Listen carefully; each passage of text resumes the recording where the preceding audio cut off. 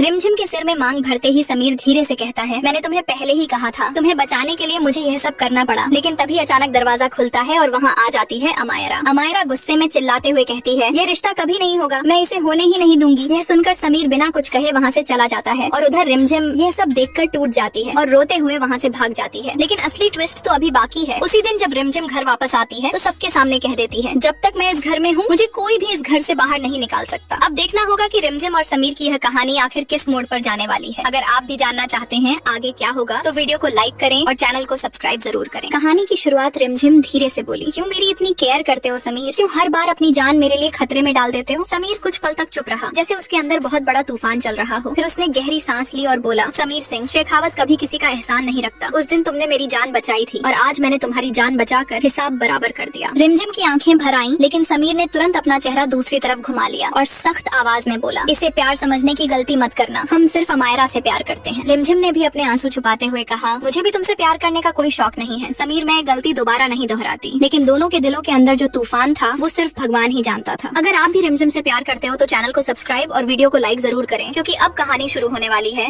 उस खतरनाक रात की जब एक जबरदस्ती की शादी के बहाने बहुत बड़ा खेल खेला जा रहा था। उस दिन हवेली में चारों तरफ शादी की तैयारियां चल रही थी, ढोल नगाड़ों की आवाज गूंज रही थी और हर जगह कैमरे लगाए जा रहे थे। कविता ने रिमझिम की तरफ घूरते हुए कहा, देखो रिमझिम, सारी रस्में बिल्कुल असली शादी की तरह होनी चाहिए। कोई भी देखे तो उसे जरा सा भी शक नहीं होना चाहिए कि ये नकली है। रिमझिम ने हल्की मुस्कान के साथ कहा, वो सब तो ठीक है कविता जी, लेकिन दूल्हा कहाँ है। कविता ने ठंडी हंसी के साथ कहा, दूल्हा भी आ जाएगा, तुम बस तैयार रहो। तभी पंडित जी ने आकर कहा, सब तैयारी हो चुकी है, बस दूल्हा और दुल्हन का इंतजार है। कविता ने धीरे से रिमझिम के कान में कहा, याद रखना समीर हमारे कब्जे में है, इसलिए जो हम कहेंगे वही करना होगा। रिमझिम ने गहरी सांस ली और बोली, ठीक है, लेकिन शादी से पहले मुझे गंगौर माता की पूजा करनी होगी। हमारे यहाँ बिना पूजा के शादी नहीं होती। कविता ने कुछ पल सोचा, फिर बोली, ठीक है, लेकिन नीलेश तुम्हारे साथ जाएगा। रिमझिम ने तुरंत कहा, पूजा मुझे अकेले करनी होगी, अगर भरोसा नहीं है तो उसे दरवाजे के बाहर खड़ा कर देना, उसे मंत्रों की आवाज सुनाई देती रहेगी। कविता ने आंखें तरेरते हुए कहा, अगर कोई चालाकी की तो तुम्हारा आशिक जिंदा नहीं बचेगा। इसी बीच दूसरी तरफ समीर को कैद करके रखा गया था। समीर के हाथ बंधे हुए थे,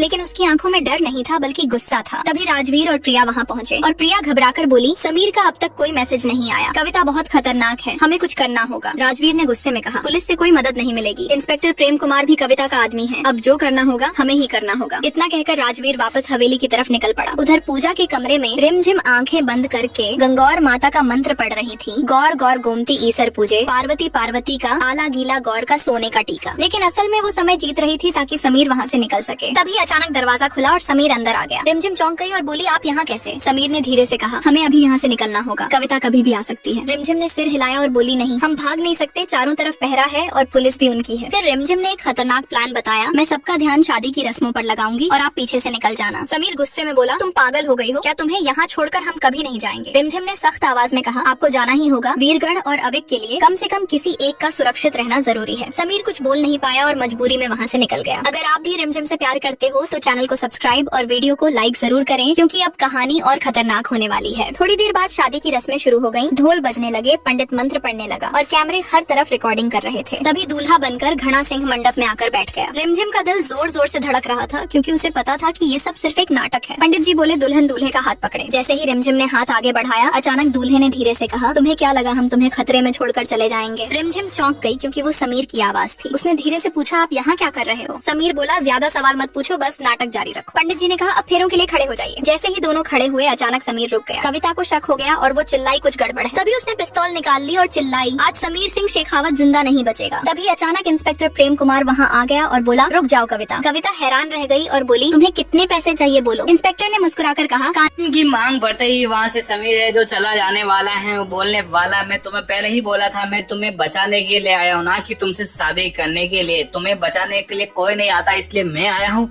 तो मेरा काम मेरा हो गया और मैं जा रहा। उसी समय है जो वहाँ पे आ जाती है अमायरा है जो पूरी तरह से सच्चाई बता देगी कि तुम्हारे साथ ही कभी नहीं रहना चाहता है। मतलब बातों को ऊपर नीचे करके पूरी तरह से बातों को पकड़ बना चुकी है ये हमारे अमायरा।